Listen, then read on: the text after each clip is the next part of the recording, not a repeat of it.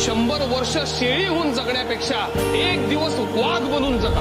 आठवण इतिहास तेही साहित्य बोलती, तेही साहित्य बोलती, नाही हालती फुलती आणि